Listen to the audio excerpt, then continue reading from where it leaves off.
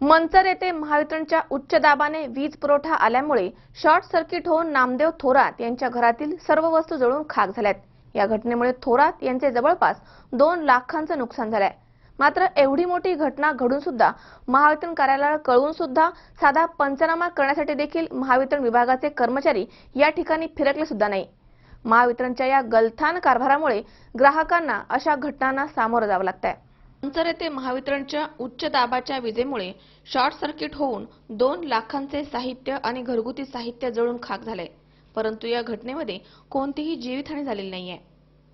26 जानेवारी रोजी सायंकाळी 5:30च्या सुमारास बरुतेदार संघटनेचे महाराष्ट्र अध्यक्ष आणि संस्थापक नामदेवराव थोरात यांचे वॉर्ड क्रमांक 4 मधील हिराराज या बिल्डिंगमधील पहिल्या मजल्यावरील फ्लॅटमध्ये अचानक मीटरमध्ये अति उच्च दाबाने वीज प्रवाह आला। त्यामुळे सदर प्लॉटमध्ये राहणारे प्रशांत नामदेव थोरात यांच्या घरातील सर्व इलेक्ट्रॉनिक साहित्य, पंखा, टीव्ही संच, सर्व फर्निचर, कपडे, जीवनोपयोगी साहित्य जळून खाक झाले। या आगीमध्ये सुमारे 2 लाखांचं नुकसान झालंय।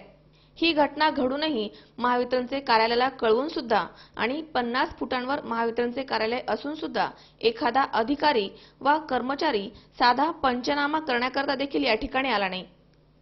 महावितरणच्या या भोंगळ कारभारामुळे ग्राहकांना अनेक घटनांना सामोरं जावं लागतंय। दरम्यान या ठिकाणी स्थानिक नागरिक नाझा इनामदार, सुनील थोरात, रमेश थोरात, चेतन थोरात, नितीन थोरात, धनंजय थोरात, विलास थोरात इत्यादी नागरिकांनी आग विझवण्यासाठी मदत केली। महावितरण कंपनीने त्वरित पंचनामा करून सदर थोरात कुटुंबियांना त्वरित भरपाई देण्याची मागणी नामदेव थोरात यांनी केली आहे। आमच्या मंचर शहरामध्ये मंचर गावात दर गुरुवारी उच्च दाबाने कमी जास्त दाबाने वीज पुरवठा असतो।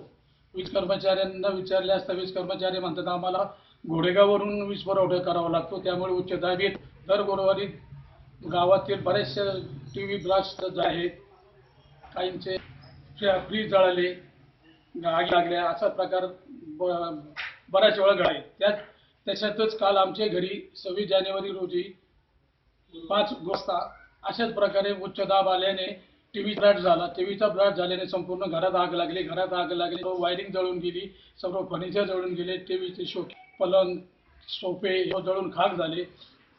एवढं असताना म्हणजे आज असताना आज दुसरा दिवस उगवला तरी देखील महावितरणाचे कोणीही अधिकारी कर्मचारी दखल घेण्याकरता किंवा पाहण्यासाठी देखील आले नाही।